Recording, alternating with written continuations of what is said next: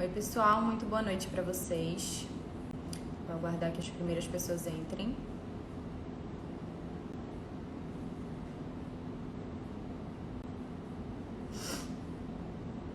Olá, Ronilson, boa noite. Boa noite para vocês. Estão me ouvindo bem? Sinalizem aí, por favor.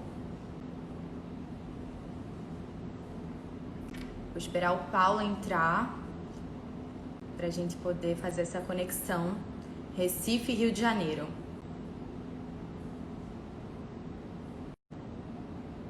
Tá tudo bem aí para vocês? A imagem tá aparecendo bem? Vocês estão me ouvindo? Perfeito. Aguardar agora pelo Paulo, que vai conversar com a gente sobre investimentos em Bitcoin de uma forma simples para você que tem interesse em investir em Bitcoin, mas não sabe nem por onde começar. Então essa é a proposta da live. A gente está iniciando agora essa série de lives. A gente vai trazer vários convidados e abordar diversos temas. Inclusive, se vocês tiverem ideias para sugerir para a gente, mandem essas ideias que a gente com certeza vai acolher tudo que a gente puder para trazer as melhores informações para você. O Paulo, acredito que ele está aqui pelo Criptofácil. Já vou conectar com ele aqui. É isso aí, eu tô pelo Criptofácil, tô pelo perfil Oi, do Paulo, tudo Criptofácil. Tudo bem? bem? Tudo certo com você, Marcelo? Como é que você tá? Tudo bem, boa noite para você. Boa Primeiramente, noite. seja bem-vindo à nossa primeira live do Zero Bank. A gente Que está tendo honra o ser o primeiro. privilégio, pois é, o privilégio de te receber nessa primeira live. Como eu já tinha te falado, a ideia é conversar com essas pessoas que já manifestaram o desejo, o interesse de aprender mais sobre criptomoedas, mas principalmente sobre Bitcoin, né, que está super em evidência.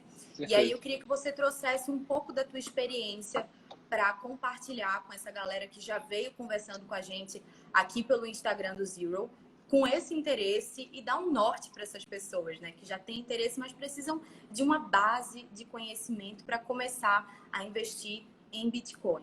E aí eu vou te apresentar, se você me der licença, Claro, Paulo naturalmente. Aragão. Ele é vascaíno, empreendedor, formado em Ciências Econômicas pela Universidade Federal Fluminense, investidor em criptomoedas e cofundador do site criptofácil.com, que é o maior portal de notícias sobre criptomoedas e blockchain do Brasil. Apenas, né, Paulo? Isso daí. Todos têm mercado, mas a gente está na primeira posição atualmente aí. E é agradecer, na verdade, a todo mundo que acessa a gente, né? É tanto um trabalho nosso quanto aí o reconhecimento das pessoas realmente. Então, é agradecer a todo mundo. E agradecer a você e ao Zero Bank pelo convite, por estar podendo participar aqui da live. Agradecer a quem está vendo a gente aqui agora, 6 horas da tarde de uma sexta-feira. Tudo bem que está todo mundo ficando mais em casa, mas mesmo assim continua sendo sextou, né? Então, É verdade. agradecer a todo mundo que está assistindo a gente. E vamos lá, vamos bater papo, vamos conversar sobre Bitcoin, sobre criptomoeda, que esse é um tema muito fascinante que a gente consegue conversar a noite toda sobre isso, tá?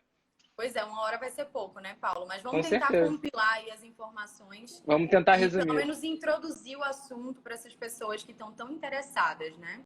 Com Paulo, certeza. primeiramente eu queria que você me contasse como é que surgiu essa demanda, né, por criar um portal de notícias focado em assuntos para o público de criptomoedas. Como é que surgiu isso na tua vida? Como é que você começou a estudar sobre Bitcoin e outras criptomoedas? Então, vamos lá. Essa é uma pergunta muito interessante, porque a minha história de entrada no mundo das criptomoedas é uma história muito similar a muitas pessoas da minha geração, né, digamos assim. Eu entrei no mundo das criptomoedas em 2016, e esse pessoal, que geralmente entrou em 16 e 17, muitas vezes entrou por um motivo que não era legal. Então, eu conheci, por exemplo, o Bitcoin mais a fundo, foi um convite que uma pessoa me fez para uma pseudo-mineradora na nuvem. Eu achei aquilo estranho, comecei a estudar um pouco mais, me apaixonei pela tecnologia e percebi que aquilo realmente era muito estranho e que aquilo era impraticável, aquilo realmente era um golpe. Inclusive, pouco tempo depois, as duas que as pessoas me convidaram, as empresas acabaram quebrando, que era a Cloud9 e a HashOcean. Mas a partir do momento que eu comecei a estudar tecnologia, realmente foi um caminho sem volta. né? Eu terminava de fazer as minhas coisas do trabalho normal, eu virava à noite estudando, Nossa, lendo muito Bitcoin Talk. E naquele momento, o que eu percebi foi que existia pouquíssimos conteúdos de qualidade em português. Existia pouquíssimo material em português. E até quando no início você falou que a gente é o primeiro, que na verdade eu falei que o mercado é grande para todo mundo, e é realmente isso. Eu gosto muito de frisar que todos os portais do Brasil, todos esses tops portais do Brasil, têm uma qualidade muito bacana, têm uma qualidade muito boa. Então, hoje o Brasil está muito bem servido de conteúdo, o Brasil está muito bem servido de notícia. Claro que eu vou puxar a sardinha para mim, se você puder acessar o Criptofácil, acesse o Criptofácil, já acesso. mas já favorite, já deixa Sim, como homepage, para ser a primeira página que você carregar no navegador quando você abrir o computador. Mas hoje o Brasil está muito bem servido, realmente, de material em português. O Criptofácil surgiu com a gente percebendo essa demanda. Tinha pouca oferta em português e a gente sabe que no Brasil grande parte das pessoas não falam inglês. Então era algo custoso, o que fazia até ainda mais pessoas ficarem suscetíveis a golpes, a serem enganadas e tudo mais. Porque se você não tem uma fonte de qualidade na língua, a pessoa é mais facilmente enganada. Então, o Criptofácil surgiu justamente da gente enxergando essa necessidade de trazer, de produzir bons conteúdos na língua portuguesa. perfeito. E eu vou agora aproveitar as perguntas dos nossos seguidores, Claro. agradecendo já, aproveitando para agradecer todo mundo que participou. A gente abriu ontem um box de perguntas para saber o que Ah, legal. vocês que seguem o Zero querem saber sobre Bitcoin, sobre investimentos em Bitcoin. E aí eu vou passar agora para o Paulo para ele poder responder, Se eu né, souber, eu para entender respondo. essas perguntas. Perfeito, claro, fica à vontade, tá? A primeira pergunta é do Ronaldo Siqueira. Ele perguntou o seguinte: como é que funciona a estrutura de pagamento? Quem valida? Só para deixar um pouco mais clara essa pergunta, eu acho que ele quis saber como é que funciona a blockchain e como é que é o Legal. processo de mineração do Bitcoin. Não sei se você vai conseguir resumir isso, mas Não, assim, se legal. você conseguir introduzir já é bacana. Não, legal. Até agradecer ao Ronaldo pelo envio da pergunta. Agradecer quem está entrando. O Bitnado, o Felipe Escudeiro entrou. Beijo, meu querido. Saudade de você. Essa pandemia vai acabar, a gente vai se ver aí. E é uma pergunta bastante interessante, realmente, essa do Ronaldo, de como funciona essa transação. O ponto principal é legal você querer saber como funciona, justamente a parte de educação é bacana, mas na vida real você não vai precisar entender o mecanismo. Então é legal você saber o funcionamento apenas a título teórico. Como funciona toda transação de Bitcoin? Toda transação de Bitcoin, na verdade, ela é enviada para um bloco, digamos assim, que contém diversas transações e mineradores, que são as pessoas que cedem poder computacional, processam essas transações e colocam na blockchain, que nada mais é do que uma cadeia de blocos. E esses mineradores, eles são os responsáveis justamente por fazer a inserção dessas transações na cadeia já existente, a validação e a segurança. Quanto mais robusta é a blockchain, quanto maior o poder computacional dela, mais imutável ela é, mais segura ela é. Então, por exemplo, uma blockchain do Bitcoin, uma blockchain do Ethereum, a gente costuma dizer que ela é computacionalmente hackeável, porque para você tentar fazer qualquer coisa, você vai gastar tanto dinheiro para uma tentativa que é melhor você se juntar à rede e minerar junto, porque o minerador ganha. Além da taxa de transação, que quando você vai fazer qualquer transação de Bitcoin, por exemplo, você coloca uma taxa para o minerador. Fora essa taxa, o minerador ele ganha uma recompensa a cada bloco que ele consegue descobrir. Então, a blockchain ela é capaz de fazer o mau agente, o bad player, se tornar um bom agente do mercado. Porque para ele não vai ser interessante tentar fazer um golpe, tentar hackear e perder dinheiro. Vai ser mais interessante ele realmente se juntar aos mineradores e ajudar aumentando o poder computacional da rede. Então, reforço, isso é uma pincelada muito simples em cima do que é blockchain. A blockchain é um tema extremamente complexo, a blockchain é um tema extremamente grande, extenso e complicado, mas que, como usuário do dia a dia, você não precisa saber. O que você precisa saber e ter realmente na veia, enraizado, é que a blockchain do Bitcoin, ela é considerada hackeável, ela já está rodando desde janeiro de 2009. O que mais teve até hoje foi tentativa de hackear a blockchain, tentativa de fazer ataques à blockchain do Bitcoin e não foi possível até hoje. Então, é um tema muito complicado. No Criptofácil, a gente até tem alguns tutoriais, algumas matérias de blockchain introdutório, blockchain para iniciantes. Só que isso é mais realmente, mais como curiosidade para o usuário de criptomoeda do dia a dia do que um conhecimento vital. É muito importante você trazer essa tua perspectiva de que para você investir em Bitcoin, você não precisa entender tanto tecnicamente sobre a blockchain. Você precisa ter pelo menos essa noção do que é, como funciona, para que você se sinta também com segurança para investir nesse ativo, né? A gente recebeu outra... Não, só para complementar, com certeza isso. Por que é importante as pessoas saberem como funciona? Por que é legal ter uma base de tudo? Porque se você tiver uma base de tudo, você não vai ser tão facilmente enganado. No Brasil, a gente costuma ver algumas características dos golpes existentes. Isso não só no mercado de criptoativos, mas em todos os mercados de uma forma geral. A gente já teve um momento no Brasil e no mundo que era em cima do VoIP. Por quê? Porque as pessoas não sabiam como era a tecnologia do VoIP, as pessoas não sabiam o quão rentável era aquilo ou não. Então é muito fácil enganar em cima de algo que as pessoas não sabem. Então a gente esteve em cima do VoIP, a gente esteve em cima de boi, a gente esteve em cima de avestruz, a gente esteve em cima de açaí. Por quê? Porque a gente não sabe como funciona realmente esse workflow, a gente não tem esse funcionamento desse mercado na cabeça.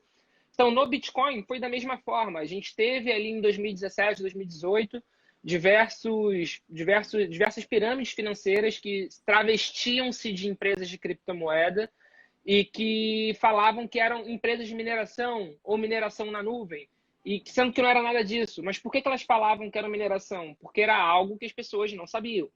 Então, o primeiro ponto até que eu falo para qualquer pessoa quando ela decide entrar no mercado antes de qualquer coisa, estuda. Gasta um tempo estudando. Parte do dinheiro que você pretende comprar em criptoativos, você pretende comprar em Bitcoin, gasta para estudar. É importante, porque se você investir no seu conhecimento, vai ser mais difícil alguém conseguir te ludibriar. Então, eu tenho essa perspectiva, sim, de que a gente não precisa saber tudo que acontece para poder utilizar. A gente não sabe exatamente como funciona a tecnologia de transmissão de dados aqui no Instagram agora, e mesmo assim a gente está usando. Então, no Bitcoin é a mesma coisa, a gente não precisa saber exatamente como funciona.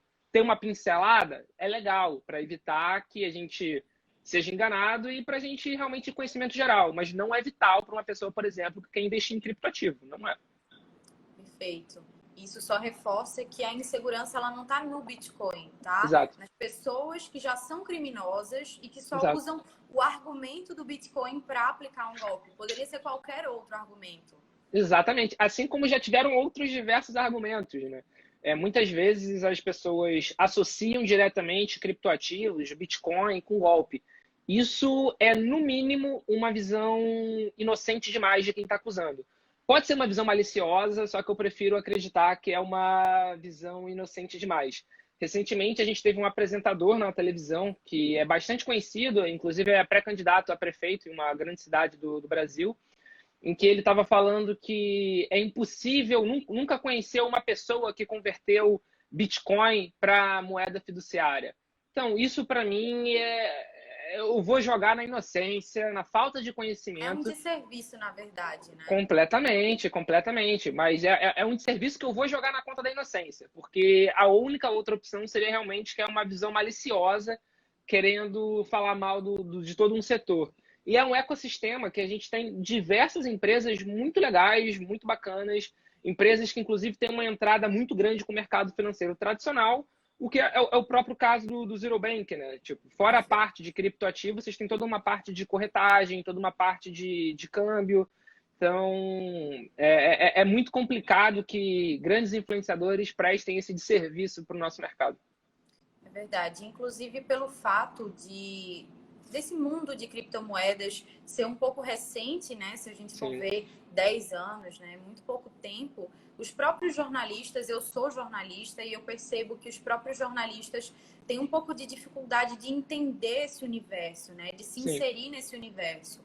Então, como a gente lida muito com notícias de golpes relacionados a Bitcoin, Sim. acaba que as pessoas intuitivamente já relacionam Bitcoin a pirâmide, a golpe. Inclusive, eu vou aproveitar esse gancho, porque a gente recebeu 3 perguntas bem parecidas sobre isso. E aí eu queria que você ainda desenvolvesse mais essas perguntas, essas respostas. O Luiz, ele perguntou como eu faço para não cair em golpes com criptomoedas. O Oscar perguntou como eu faço para diferenciar empresas sérias de scams no mundo cripto, ou seja, de golpes. E a Ana perguntou como eu faço para identificar um esquema de pirâmide. Vamos tentar sintetizar, mas assim, quais são as tuas dicas de atitudes que a pessoa pode tomar para evitar cair num golpe? Então, na verdade, são boas perguntas, agradecer a quem enviou. E essa realmente tem que ser uma preocupação de todo mundo que está entrando no mercado. Algo que também é muito importante para quem está entrando no setor de criptoativos é até uma educação financeira, realmente, uma educação sobre o que é possível e o que não é possível com dinheiro de uma forma geral. Sabe aquela frase de se parece muito bom para ser verdade, é porque geralmente não é? Então, é bem por aí. Se fizer um convite para você que parece muito bom para ser verdade, é porque geralmente não é. Então, por exemplo, alguém chegou para você e falou, olha, bota aqui X reais que eu vou conseguir para você um retorno de 5% ao mês, ou um percentual garantido, assim, desconfia. Eu não sou capaz de falar que é uma pirâmide, que é um esquema, porque eu não sou justiça, eu não sou Ministério Público, eu não sou polícia e não quero tomar processo. Então, mais processo. Então, eu não sou capaz de falar que com certeza é. Mas se alguém chegar para fixos para você no mercado de criptoativo, já desconfia. Se alguém chegar prometendo para você ganhos fixos e cargos com nomes diamante, platino, black diamond, desconfia. Se alguém falar que se você convidar mais gente, você vai ganhar benefícios, viagens, apartamentos, carros de luxo, desconfia. Geralmente todas essas empresas elas acabam fazendo um discurso muito similar, quase que como uma receita de bolo mesmo, assim, que só vai mudando o nome. Então, rendimento fixo no mercado de criptoativo, nome de cargo, benefício por indicação, investimento de uma rede até o 3º nível, enfim, desconfia, porque não faz parte do mercado de criptoativo. Sendo bem sincero, é possível um trader ganhar 5, 10% ao mês? É até possível, eu até falo que é possível, mas com o dinheiro dele, risco dele. Ele não consegue garantir para os outros. É inviável. O mercado de criptomoeda ainda é um mercado extremamente volátil. É extremamente volátil, não tem o que fazer, ainda é. A gente, no mês de março, a gente teve uma grande queda, a gente já recuperou e já passou muito, isso num intervalo muito curto. Então, rendimento fixo é bem complicado assim de existir no mercado de criptoativo. Uma outra coisa que tem acontecido, que até essa semana eu recebi umas 4 perguntas no meu Instagram também, eu até mandei um áudio no nosso grupo de Telegram que a gente tem, me fizeram uma pergunta de eu recebi uma proposta de uma empresa que está vendendo uma moeda que tem uma valorização programada. Não existe. Não existe. O mercado de criptoativo, ele é oferta e demanda. É por quanto eu quero vender e por quanto o outro lado quer comprar. Não existe uma unidade centralizadora que vai determinar o quanto uma moeda vai gastar. Prometeram uma criptomoeda com valorização programada para você? Não existe. Até uma pessoa usou um exemplo aqui agora de uma criptomoeda em específico no nosso Telegram. No nosso Telegram, não, desculpa, num comentário aqui do Instagram, no comentário da live. Eu falo o que eu tinha falado antes. Não sou polícia, não sou justiça, não sou Ministério Público. Mas o que eu posso falar eu não coloco 1 centavo nessa cripto e eu não acredito nela. Perfeito. E olha só, a gente recebeu também uma pergunta aproveitando esse gancho da volatilidade do Bitcoin. O Léo Santos, ele perguntou como minimizar o risco. Eu acredito que você poderia explicar um pouco mais sobre planejamento, né? Qual é o tipo de planejamento que se pode fazer, como, enfim, investir de uma forma minimamente segura. Então, isso, na verdade, até, de novo, a gente quase que sai realmente do tema de cripto, né, e vai para o tema de educação financeira, que até é algo que eu acho assim, realmente vital e um primeiro passo para todo mundo que quer entrar em qualquer tipo de investimento. E criptoativo, Bitcoin, não é diferente. Bitcoin é muito volátil, mas não é só o Bitcoin. Se a gente olhar, por exemplo, a Ibovespa esse ano, que é o índice da Bolsa de Valores brasileiro, a gente vai ver que está numa queda bastante acentuada, até pela questão do corona, que era algo que ninguém do mundo podia imaginar, nem os videntes acertaram, né? Os profetas, nenhum deles conseguiu adivinhar o que ia acontecer. Verdade. Mas é algo completamente inimaginável e a Ibovespa caiu muito. Quer dizer que tudo é volátil? Quer dizer que tudo tem um risco. Uma teoria que eu gosto muito é até uma teoria que uma casa de análise brasileira faz, que é a Convex Research, que ela analisa a convexidade dos investimentos. Então, a questão é, todos os investimentos têm seu risco e todos eles você precisa saber o quanto você tem que ficar exposto ou não nele. O Bitcoin, por exemplo, o criptoativo, é uma forma simples, é uma forma fácil de você conseguir dolarizar o seu capital. Exemplo, um parênteses, tá? O Bitcoin, nesse instante, ele está custando, vamos ver aqui a cotação, 11.515 dólares. Isso, em real, está dando mais ou menos, estou abrindo aqui o site para poder conferir certinho, está dando cerca de 63 mil reais. Ou seja, 63 mil reais, 11.500 dólares. O valor máximo de Bitcoin que a gente já teve na história foi, em real, cerca de 20 mil. E em dólar, 20 mil não, 70 mil em real. E isso em dólar era 20 mil. Isso foi no final de 2017. Ou seja, 70 mil reais, 20 mil dólares em 2017. Agora, em agosto de 2020, a gente está com 63 mil reais, a gente está bem próximo da alta máxima e está com 11.500 dólares. Isso mostra o quanto o real desvalorizou ao longo de menos de 3 anos. Ou seja, o investimento em Bitcoin, além de ser extremamente vantajoso, na minha opinião, pela questão do potencial das criptomoedas, é uma forma fácil de você se expor ao dólar. Claro que não é para você pegar todo o seu capital e colocar em Bitcoin, justamente. Você tem que saber o quanto se expor em cada um desses ativos, em cada uma dessas coisas. Eu até costumo falar, coloca o que você pode perder, porque depois você pode perder, assim como você pode perder na Ibovespa. Então, até uma pessoa falou, comprar nas grandes quedas. É sempre esse o objetivo. Mas não necessariamente a gente vai conseguir acertar as grandes quedas, não necessariamente a gente vai conseguir acertar as quedas, e não necessariamente a gente vai conseguir acertar o momento de venda. Então, às vezes a gente compra, a gente precisa vender para pagar alguma emergência. A gente tem vida também, né? Não é só ir acumulando. A gente tem que pagar as despesas de uma forma geral. Então, a dica que eu posso dar é se exponha o que você puder e olha os criptoativos com muito carinho, porque são sim uma forma de você dolarizar o seu capital. A gente está passando por um momento de desvalorização forte do real de uns anos para cá. Esse ano em específico, por causa do Covid, a gente estava até numa ascendente, mas por causa do Covid a gente tem uma desvalorização no ano. Mas se a gente parar para olhar a economia do mundo como um todo, parece natural que todas as moedas fiduciárias sofram em algum tempo. Os Estados Unidos com uma dívida pública enorme, vários países da Europa com dívidas maiores que o PIB, Brasil também com recorde de dívida pública. Então, parece um caminho natural esses mercados financeiros mais alternativos, digamos assim, como as criptomoedas. E a título de comparação, muita gente compara, por exemplo, investimento em Bitcoin com investimento em ouro, né, que é uma forma de você ter uma reserva de valor. Perfeito. E daí, a partir dessa tua explicação, a gente vê a importância de diversificar, né, o portfólio de investimento. Com Você certeza. não aportar tudo em Bitcoin, né? certeza. Eu até posso ter um percentual maior do que o indicado do meu capital em criptoativo.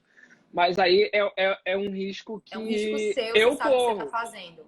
Exatamente, é um risco que eu corro. Até antes de qualquer palestra, geralmente quando eu vou falar, eu faço um aviso, eu faço um disclaimer, que é o Bitcoin, a criptomoeda, ainda é extremamente volátil. Você pode colocar hoje 1.000, amanhã ter 200. Tem um áudio que circula nos grupos de WhatsApp que brinca assim, não, a tendência é de alta infinita, de alta infinita. Tem pequenas correções de 80%, 90%, mas ali no longo prazo valoriza 1.000, 1.800. E isso acaba sendo... É uma brincadeira, claro, mas a gente viu, por exemplo, nesse ano, algo muito próximo a isso acontecendo. A gente, em março, que nem eu falei, que foi ali naquele pico da pandemia mundial, que foi quando todos os lugares do mundo decretaram pandemia. O Bitcoin ele teve uma queda enorme, assim, de 50%, 60% em um único dia. Mas agora a gente já está muito mais do que estava antes. Então, isso acontece, o Bitcoin é muito volátil, mas é um ativo extremamente interessante pensando em médio e longo prazo. Quando me perguntam, é o momento de comprar o Bitcoin ou o Bitcoin está muito caro? Eu falo, todo momento, na minha opinião, é o momento de comprar Bitcoin. Porque é realmente pensando no médio e longo prazo. Eu não compro cripto, eu não compro Bitcoin falando, eu vou comprar agora e vou vender daqui a um mês e vou estar rico. Então, não funciona assim. Se alguém falou isso para vocês, estão te enganando. Mas pensando no médio e longo prazo, é sempre um bom momento para comprar Bitcoin. E existem outros criptoativos também, né? Eu vi gente falando aqui que compra não, tem gente falando que é maximalista de Bitcoin. O bom é realmente a gente estudar esses projetos antes de entrar neles, né? Algo que a gente tem que fugir um pouco, na minha opinião, são das hypes, assim, sabe? Do FOMO. O FOMO é o Fear of Missing Out, é o medo de ficar de fora. Então, até alguém falou assim, comprar Link. Link é uma criptomoeda que valorizou milhares de por cento esse ano. É um protocolo novo, que é o DeFi, é o Decentralized Finance, e valorizou milhares de por cento esse ano. Paulo, tenho comprado Link recentemente? Não, porque eu acho que já está ali, já está subindo o preço, porque as pessoas estão ficando com medo de ficar de fora de uma grande valorização. Então, tanto é que semana passada já teve uma correção muito pesada. Então, é muito importante as pessoas terem consciência sobre o que estão fazendo. Por isso que eu acho o estudo, as pessoas procurarem saber, estudar sobre os projetos, eu acho muito importante. E, Paulo, a gente percebe que as pessoas já ficam curiosas para saber do teu comportamento, né? Qual o percentual aí em cripto na sua carteira? A Mari perguntou. Então, eu vou ficar devendo essa resposta para a Mari, porque eu vou ser chamado depois de imprudente por aí. Mas é mais do que deveria. É claro que é muito importante você, que nem eu falei, se expor da forma correta. Criptomoeda é muito bacana porque você se dolariza e é um investimento em um ativo que tende de fato a valorizar. Os criptoativos fazem parte do futuro. A gente ainda não sabe ainda exatamente do que eles são capazes. Ter algo que eu costumo falar bastante eu costumo falar uma frase do Yurich, né, do Fernando Yurich, que é que, na opinião dele, e eu concordo integralmente, as criptomoedas são a invenção mais disruptiva desde a internet. Então, assim como a gente, há uns 15 anos atrás, 20 anos atrás, não sabia do potencial da internet, hoje a gente não sabe do potencial das criptos, a gente não sabe dos potenciais da blockchain. Então, a gente ainda está muito engatinhando no mercado, é um mercado muito novo, sim. E se você parar para pensar, é um mercado que amadureceu muito rápido. A gente surgiu o white paper do Bitcoin foi em 31 de outubro de 2008, só que ele só entrou em vigor, né? Ele de fato começou em 2009. Tá me escutando? Tô te escutando bem. Ah, tá, porque um fone meu desconectou. Em 2009. Então a gente está aqui há 11 anos só, e em 11 anos a gente já tem esse ecossistema bem construído da forma como a gente tem. É claro que a gente ainda está se engatinhando, a gente ainda está sim se profissionalizando, só que é um processo natural. Nenhum mercado surge grande, surge robusto, surge parrudo da noite para o dia. E 11 anos em uma história é muito curto, é muito pouco tempo. Perfeito. Tem uma pergunta aqui do Oscar, ele fala assim, como ganhar renda passiva através de Bitcoin? Pergunta difícil, né? Então, É uma pergunta difícil porque muitas pessoas usam essa questão de renda passiva justamente para aplicar golpe. Então, é isso que tem que ter muito cuidado. Existem formas de você tentar ganhar uma renda passiva com cripto? Existe. Que nem eu acabei de falar da Link. O que é a Link? A Link é um protocolo, é um smart contract de uma nova tecnologia chamada DeFi. DeFi é Decentralized Finance. Então, lá, por exemplo, você consegue emprestar automaticamente para uma outra pessoa cripto e consegue receber isso, consegue receber um rendimento, uns juros por esse empréstimo. Isso é uma forma de gerar uma renda passiva. Muita gente está fazendo, tem bastante gente ganhando dinheiro, mas ainda é algo muito novo. É algo ainda mais novo. Ainda mais novo mesmo. Tipo, começou realmente a ganhar atração esse ano. Então, se você quiser procurar, vá lá no Criptofácil, procura por DeFi, DEFI, que é Decentralized Finance. Lá a gente está postando matérias sobre isso, mas eu reforço, muito cuidado.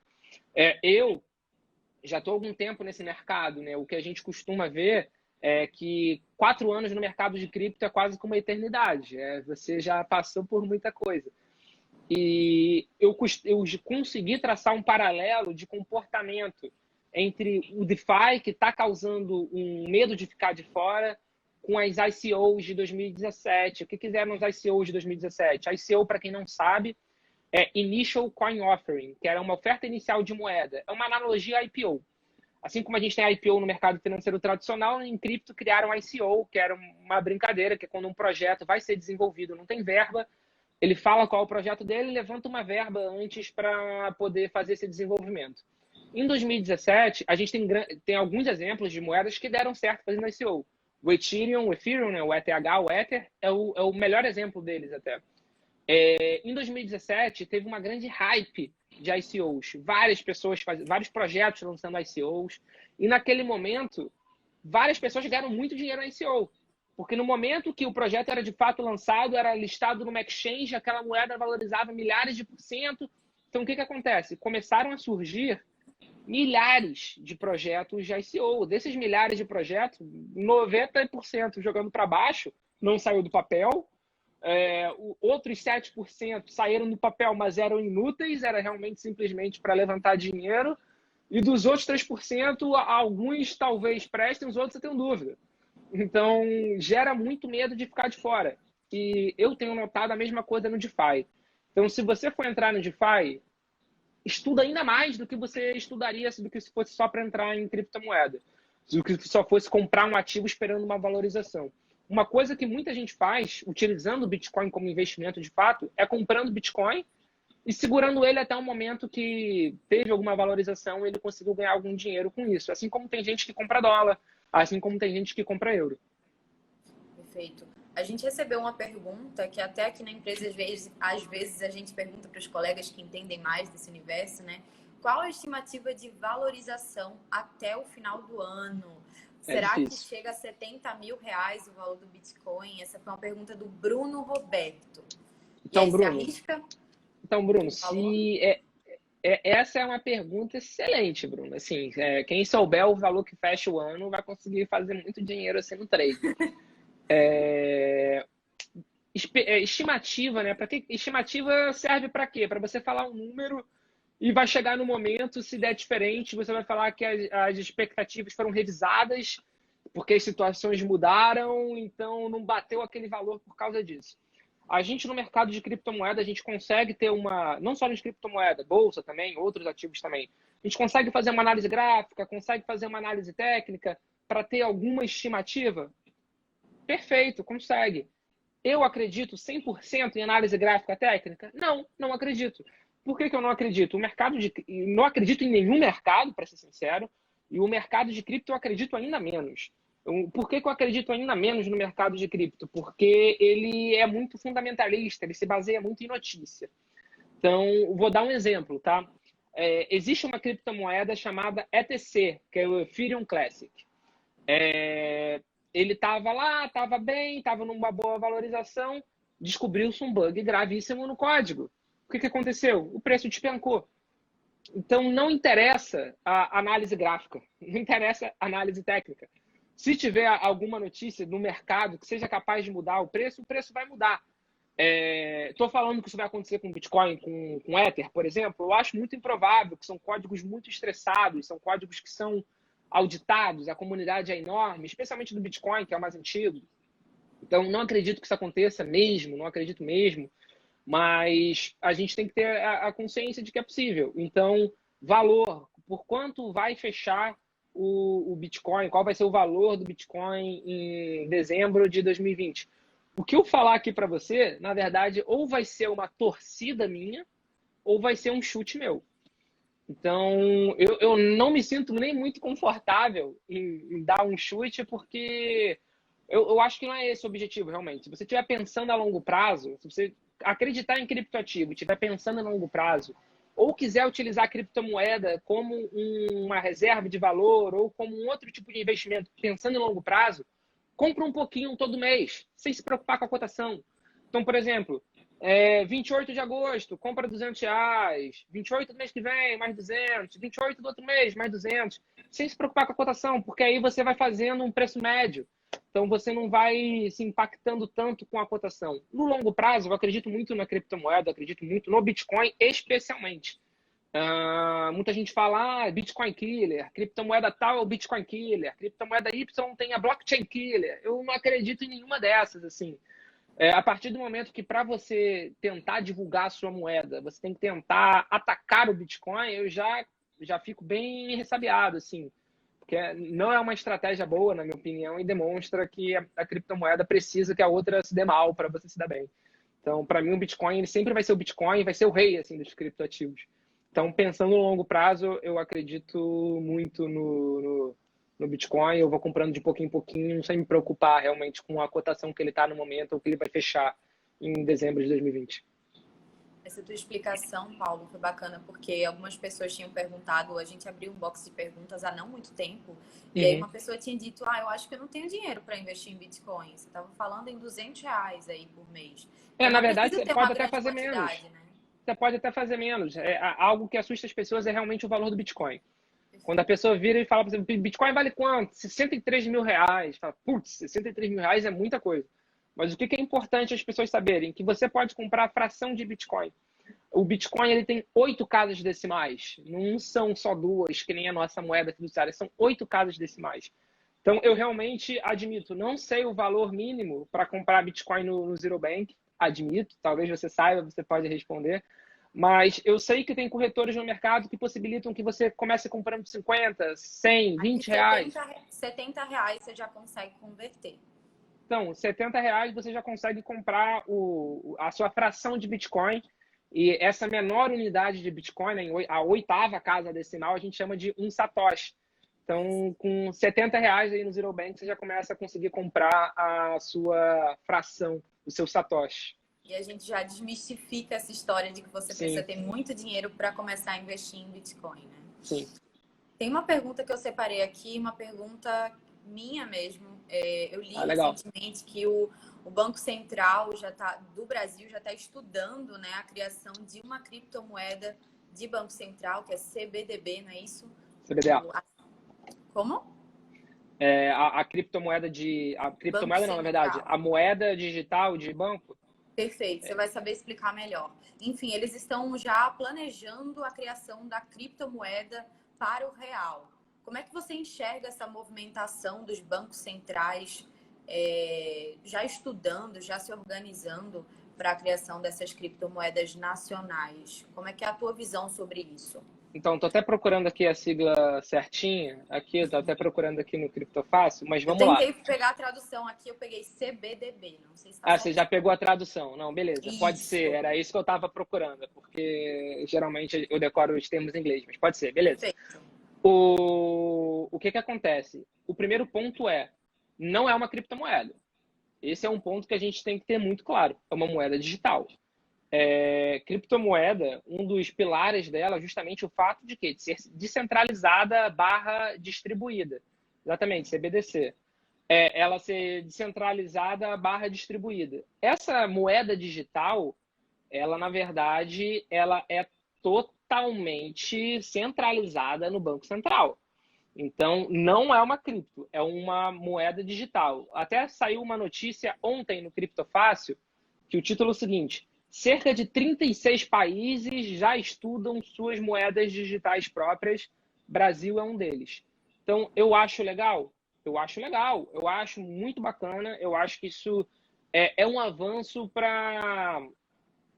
no sentido de tentar bancarizar mais pessoas possíveis, chegar em mais lugares, você não precisar produzir o dinheiro em espécie propriamente dito. Eu acho isso um custo muito grande, um gasto muito grande. Hoje em dia, o nosso dinheiro ele já é digital, se a gente parar para pensar.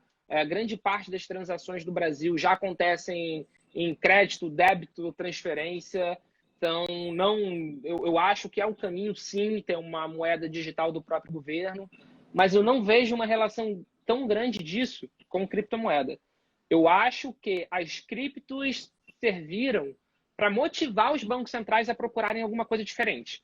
Tipo, caramba, o que é isso aí que está vindo? Criptomoeda, vamos lançar a nossa. Mas não é, porque é só totalmente... uma versão digital daquela moeda fiduciária.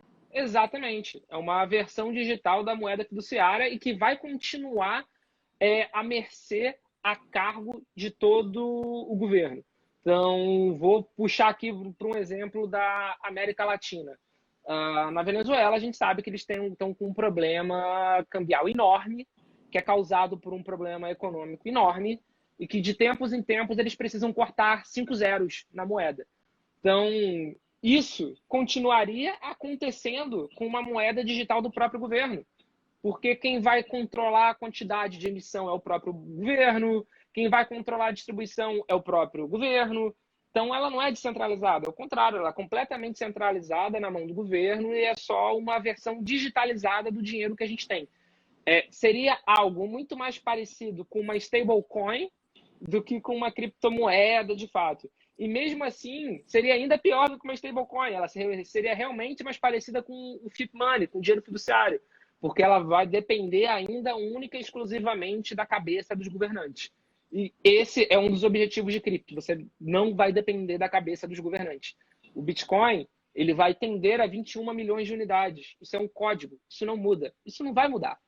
Então, não interessa. Se chegar o presidente do Brasil, dos Estados Unidos, ou da França, ou da Argentina, ou o Papa, se chegar qualquer pessoa e falar, eu quero que emita 1 milhão a mais. Que pena, porque é um código que está aí e vai ser 21 milhões. Ponto. Então, o objetivo da cripto é muito fugir realmente de bad players do governo, dos governos. Tanto é que quando o Bitcoin surgiu, ele surgiu como uma clara resposta à crise econômica global que o mundo estava vivendo em 2008. Então, para mim, as moedas do governo, essas moedas digitais, as CBDCs, eu acho legal, acho bacana, mas para fiat money, não relaciono com cripto. Foge totalmente daquela proposta de descentralização das criptomoedas. Então, a gente nem Exatamente. deve usar esse termo criptomoeda para uma moeda digital, uma versão. Perfeito. Né, Eu chamo de moeda digital. Chamo de moeda digital. Não usa jamais, então, o termo criptomoeda. Tanto é que o próprio CBDC é de moeda digital do Banco Central, sabe? Então, eu realmente... É um caso à parte. Exato. Na verdade, as coisas, né? É um avanço do dinheiro que a gente tem depositado no banco. Porque, reforço, hoje o nosso dinheiro ele já é digital em grande parte. Não existe todo esse dinheiro. Se todo mundo tentasse sacar no banco ao mesmo tempo, não ia ter dinheiro, porque tem reserva fracionária e todo mundo sabe disso. Isso é uma forma, inclusive, de imprimir dinheiro. Você não precisa imprimir dinheiro. Quando a gente fala em imprimir dinheiro, é mais uma alegoria, mais para você exemplificar como realmente funciona do que a realidade. Porque a impressão de dinheiro funciona via empréstimo, ou você diminui a reserva fracionária. Então, o CBDC vai continuar na mão do governo, vai continuar tendo exatamente as mesmas coisas. Então, realmente não é uma criptomoeda.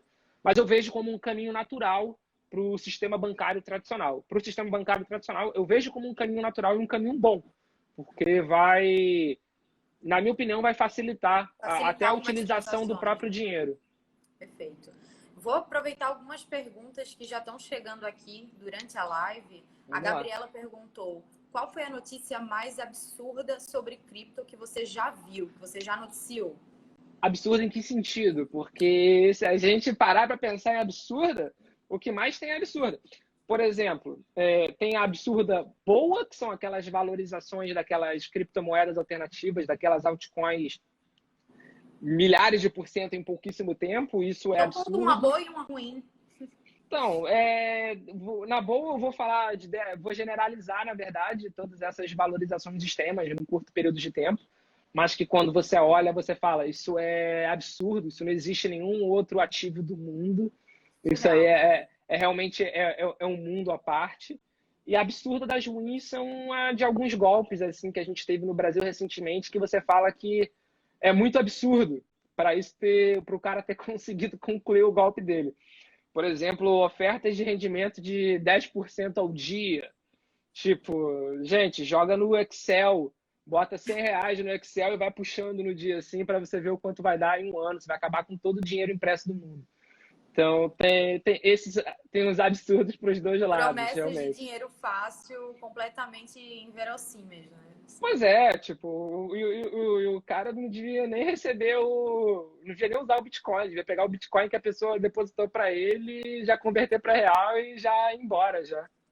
É muito triste, né? Porque a gente vê que no nosso país, infelizmente, a gente não tem tanto estímulo de educação financeira básica, né? Sim, Nas exatamente. escolas, e por isso que tanta gente cai nesses golpes, por Exato, mais absurdos que sejam. exato.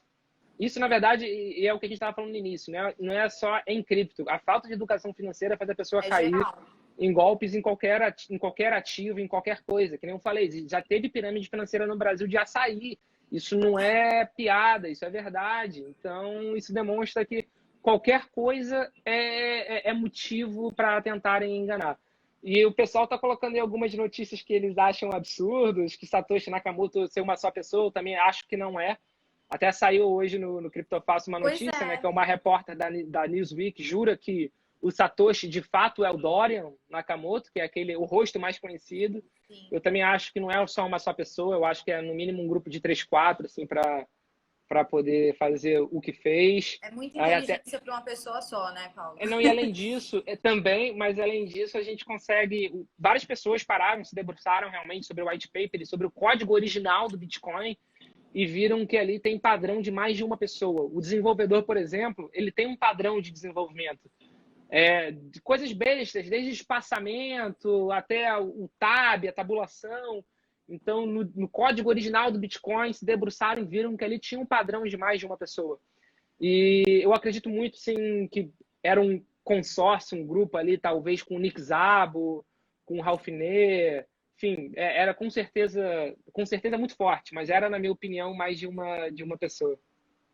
Tem outra pergunta aqui bacana do João. Ele pergunta se existe a chance do Bitcoin cair numa espiral deflacionária. Então, se o que ele está querendo dizer é espiral deflacionária por causa da taxa de emissão ir reduzindo, eu particularmente não acredito muito, porque nem o discurso de que o Bitcoin ele é deflacionário, ele é correto, na verdade, se a gente parar para pensar muito friamente. O Bitcoin ele tem sim uma taxa de emissão. Então, se ele tem uma taxa de emissão, ele tem alguma espécie de inflação. O que acontece é que, com o passar do tempo, ele vai se tornando mais escasso para se conseguir. Isso tende a aumentar a oferta. Mas o Bitcoin, o código do Bitcoin em si, ele tem uma curva de emissão. Se ele tem uma curva de emissão, ele não é deflacionário. Perfeito. A Renata comentou aqui CBDC, aquela sigla que eu queria era CBDC. Muito obrigada, CBDC. Renata. Tá certinha a sua sigla. Vamos lá. O que você acha que falta para as pessoas terem mais acesso e utilizarem Bitcoin e outras moedas digitais? Quais são as soluções que você avalia que faltam, né? Que, enfim, possam Então, ajudar a tornar esse acesso mais fácil?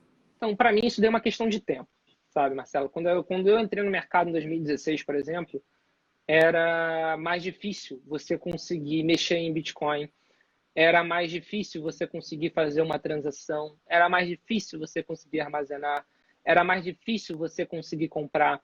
Então, isso para mim é algo que vai vir naturalmente com o tempo. Isso vai vir muito com a experiência de usuário. Então, hoje em dia, a gente tem carteiras de celular excelentes, por exemplo, onde você consegue guardar o seu Bitcoin em si mesmo, sem deixar custodiado em nenhum lugar. por exemplo, onde uma transação é tão simples quanto enviar uma mensagem. Então, isso é realmente o que a gente precisa? A gente precisa falar para cada vez mais pessoas. A gente precisa, sim, espalhar para, se possível, cair no mainstream, porque quanto mais pessoas souberem, mais pessoas vão entrar nesse mercado. Mas sobre facilidade de utilização, a gente está no caminho, a gente está no rumo certo e é cada vez melhorar a experiência do usuário. Então, que nem eu falei, que quando eu cheguei no mercado tinha pouca matéria em português, tinha quase nenhum conteúdo bom em português. Isso é uma forma de você trazer mais gente para o mercado. Então, você precisa ter conteúdo educacional naquela língua para mais pessoas conhecerem e entrarem. No Brasil, em 2016, existiam 3 ou 4 exchanges, 3 ou 4 corretoras. Hoje em dia, existem 30. Estou falando que as 30 são boas? Não, Paulo não está falando isso. Mas existem 30. Então, você tem diversas formas de você comprar. Antigamente, P2P no Brasil não era tão fácil assim, era difícil. P2P é o peer-to-peer, é o vendedor de Bitcoin. Isso, inclusive, é uma outra coisa. Muito cuidado quando você for comprar com outra pessoa. Compre em pessoas com referência. Procura referência na internet sobre a pessoa. Sobre a pessoa ou sobre a corretora. Joga o nome no Google, mais golpe, mais scam, mais Ponzi, para ver se aparece alguma coisa, porque é importante você procurar.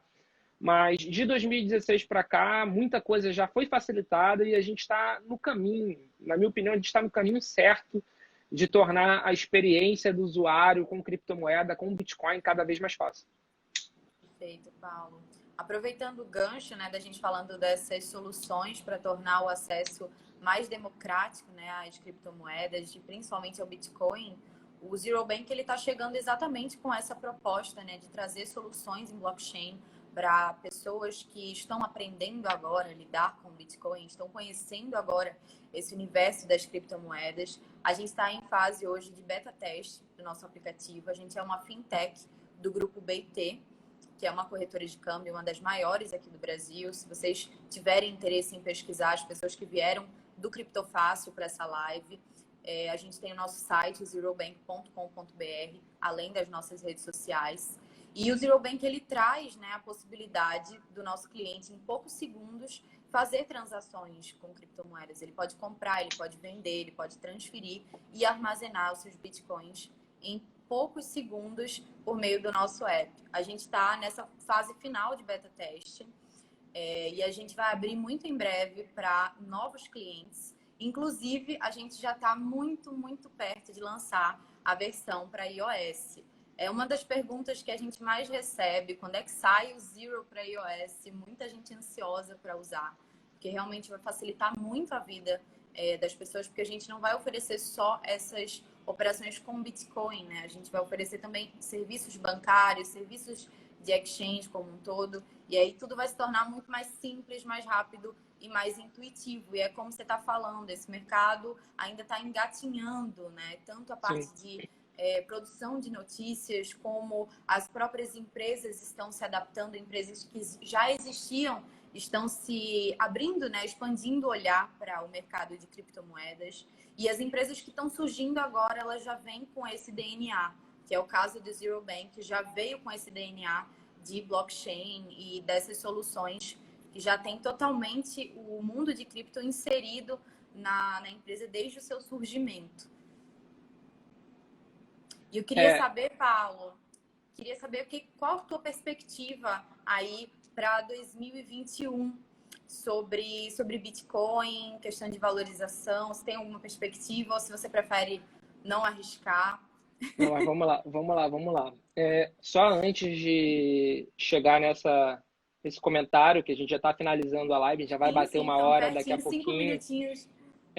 Só queria fazer uma resposta, eu estou procurando aqui, me perguntaram sobre a questão do Pix, que é o novo sistema de pagamento do Brasil, se eu acho o que isso vai acontecer, né, com o mercado de criptomoeda. Então, o próprio presidente do Bacen falou que isso era uma resposta às criptomoedas, que isso poderia sim ser considerado como uma resposta, porque o objetivo vai ser fazer transação 24 horas por dia, 7 dias na semana. Legal, bacana. Mas o que eu acho que vai acontecer isso vai facilitar o mercado de cripto, porque vai facilitar a entrada. Tenho certeza que nas exchanges as pessoas vão ficar enviando dinheiro e recebendo dinheiro dos exchanges agora, durante o final de semana, vai facilitar a galera que fica fazendo trade, vai facilitar muito a galera. Então, o Pix, apesar dele ser, teoricamente, uma resposta às criptomoedas do Bacen, eu acredito que vai ser algo positivo para o mercado de criptomoeda no Brasil, a existência deles. Fizeram uma pergunta sobre uma criptomoeda que tem o Bitcoin, é um nome composto, mas que tem Bitcoin na primeira parte. Cuidado. Tudo que tem esse tipo de propaganda assim, muito agressiva, eu tomaria bastante assim, cuidado. E sobre as minhas previsões assim, para 2021, é difícil dar previsão. O Bitcoin Angola entrou agora. Um abraço para os meus amigos aí da Angola, da comunidade angolana de criptomoeda. Quando eu É te falo em difícil. perspectiva, Paulo, eu não falo sobre números. Sim, Eu te falo perfeito, assim de perfeito. comportamento mesmo, porque esse ano de 2020 foi um ano totalmente atípico. Talvez aí em 2021 chegue uma vacina para a Covid-19. Então, eu queria saber se você, de uma maneira geral, você acha que isso vai influenciar no cenário de cripto, de Bitcoin? Então, sendo bem sincero, a questão da Covid influenciou no mercado de cripto. Influenciou durante um breve período, que foi realmente a Covid foi um cisne negro em todo o mercado financeiro tradicional, que são aqueles eventos inesperados que mudam completamente o que está sendo estimado. E não tem o que fazer, não tem como imaginar. Em março, que foi quando deu o problema principal, por que deu o problema principal? Porque todos os investidores queriam liquidez. Então, todo mundo liquidou de absolutamente todos os ativos para ficar com dinheiro líquido na mão e para decidir o que vai fazer. Então, foi isso que aconteceu. Eu acho que a Covid continuou influenciando o mercado de cripto? Não, não acho. Apesar de influenciar todo o mercado internacional, não acho. Se a gente parar para pensar em uma correlação, a gente é capaz de falar até que acabou ajudando o mercado de cripto na parte financeira, porque teve um enfraquecimento do dólar, enfraquecimento que eu digo não é de cotação, mas é um enfraquecimento de emissão, muita emissão de dólar, o que a médio e longo prazo a gente sabe já onde vai dar. Então, isso, na minha opinião, as criptomoedas ganham força. As minhas expectativas para 2021, eu sempre acredito no próximo ano melhor do que o ano anterior. Eu posso ser um eterno otimista, mas eu sempre acredito o próximo ano melhor do que o ano anterior. E isso, inclusive, para o mercado de cripto. A gente está, pelo menos no Brasil, vou puxar um pouco para o Brasil, tá? A gente está em um momento de profissionalização. É um mercado que teve diversos problemas em 2018.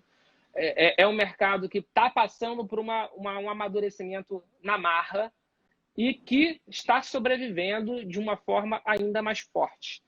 Então, eu acredito sim que ano que vem cada vez mais pessoas vão utilizar a criptomoeda, cada vez mais pessoas vão ter cadastros nas exchanges, cada vez mais pessoas vão entender realmente a ideia ou até mesmo utilizar a criptomoeda, utilizar o Bitcoin como investimento.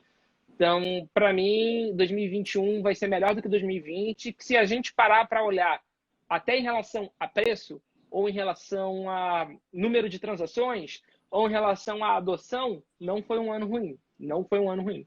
Então, mesmo assim, eu acredito em um 2021 ainda melhor. Muito obrigada, Paulo Aragão, cofundador do site Criptofácil. Acessem criptofácil.com, muito conteúdo bacana, eu já pude conferir. Já estou ligada nas notícias de cripto, Que bom. até porque estou no Zero Bank, então tenho que estar sempre atualizada. Muito obrigada pela tua participação e obrigada a todo mundo que mandou perguntas, todo mundo que interagiu. A gente espera te receber novamente mais para frente, para a gente poder aprofundar esse papo. Tá bom? E muito obrigada por ter se disponibilizado a falar desde o início, né? Para as pessoas que ainda não entendem muito desse mundo cripto, mas como você disse, a tendência é que cada dia mais pessoas entrem nesse universo de criptomoedas, porque isso é a tendência, né? Muito Sim. Obrigada para você. Boa noite, bom fim de semana. Vou ter que encerrar porque o tempo já está acabando. Só agradecer de novo, você que está assistindo aí agora, agradecer a você que dedicou uma hora para a gente. Siga o Criptofácil nas redes sociais, www.criptofácil.com. Perfil está aqui em cima, só clicar. É isso aí, gente. Obrigado e boa noite. Obrigada.